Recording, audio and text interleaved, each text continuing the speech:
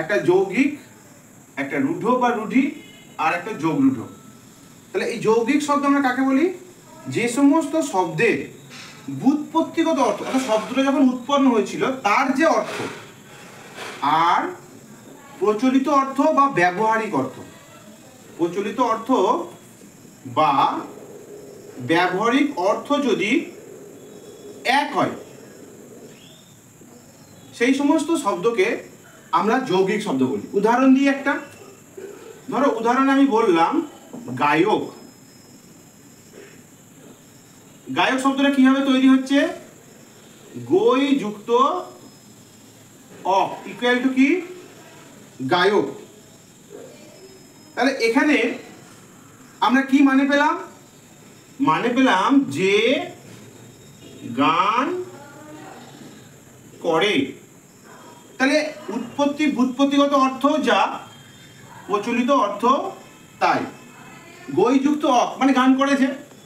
আবার গায়ক মানে আমরা সাধারণ মানুষ যেটা বুঝি প্রচলিত অর্থ বা ব্যবহারিক অর্থ, সেটা হচ্ছে কি? যে গান করে। তাহলে যৌগিক শব্দ আমরা তাকেই বলি যে সমস্ত শব্দের ব্যুৎপত্তিগত অর্থ এবং প্রচলিত অর্থ বা ব্যবহারিক অর্থ এক, তাদেরকে আমরা বলি যৌগিক শব্দ। যদি বলতাম পালক কি হতো, বা ইন্দ্রজিৎ কি হতো? আমি বললাম ইন্দ্রজিৎ। ইন্দ্রজিৎ মানে কি? এর ব্যুৎপত্তিগত অর্থ কি হতো? ইন্দ্র পূর্বক জি যুক্ত কি। আর এর মানেটা কি? ইন্দ্রকে জয় করেছে যে। ইন্দ্রকে জয় করেছে যে, তাকে আমরা কি বলি? ইন্দ্রজিৎ বলি। তাহলে এই যে ইন্দ্রজিৎ, তাহলে ইন্দ্রকে জয় করেছে যে, তার ব্যুৎপত্তিগত অর্থ যা, আবার ব্যবহারিক বা প্রচলিত অর্থ তাই। তাহলে এইগুলোকে আমরা বলি যৌগিক শব্দ। যে সমস্ত শব্দের ব্যুৎপত্তিগত অর্থাৎ উৎপত্তি অর্থ এক এবং প্রচলিত অর্থ এক বা ব্যবহারিক অর্থ এক, তাদেরকে আমরা যৌগিক শব্দ বলি। বুঝতে পেরেছো সবাই? বিপরীত, রূঢ় বা রূঢ়ি শব্দটা কার বিপরীত? যৌগিক শব্দের বিপরীত শব্দ। কিরকম বিপরীত? এখানে কি হবে? যে রূঢ় শব্দ হচ্ছে যেসব শব্দের ব্যুৎপত্তি এক নয়, মানে আলাদা, তাদেরকে আমরা কি বলি? সেই সব শব্দই হচ্ছে কি? সেই সব শব্দই রূঢ় বা রূঢ়ি শব্দ। রূঢ় বা রূঢ়ি শব্দ। উদাহরণ দিলে বুঝতে পারবে। ধরো উদাহরণ দিলাম মণ্ডপ।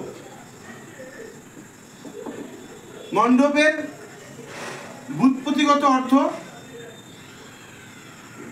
মণ্ড যুক্ত পা। মণ্ড কি করে? পান যে। এর ব্যুৎপত্তিগত অর্থ হচ্ছে মণ্ড পান করে যে।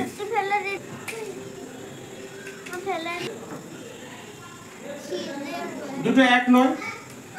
তাহলে সেই জন্য এই সমস্ত শব্দকে আমরা কি বলি? এই সমস্ত শব্দকে আমরা বলি তোমার রূঢ় বা রূঢ়ি শব্দ। হস্তি।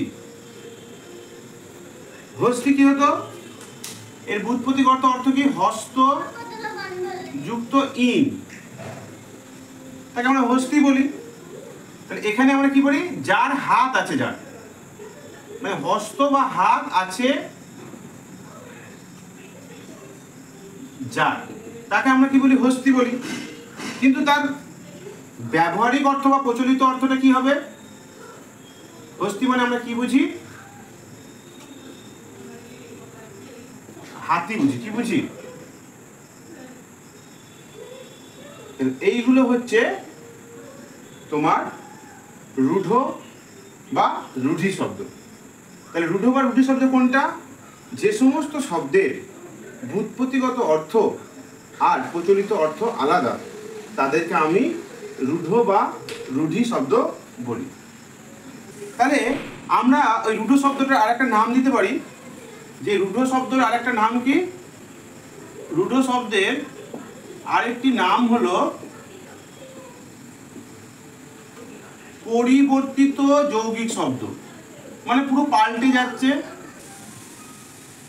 রূঢ় শব্দের আরেকটি নাম হলো পরিবর্তিত যৌগিক শব্দ, মানে পাল্টে গেল, পুরো বিপরীত হলো। বেশ, এরপর যোগরূঢ় শব্দ কোনটা? যে সমস্ত শব্দ ব্যুৎপত্তিগত অর্থ এবং প্রচলিত অর্থ আলাদা নয়, কিন্তু যেসব শব্দ অর্থ আর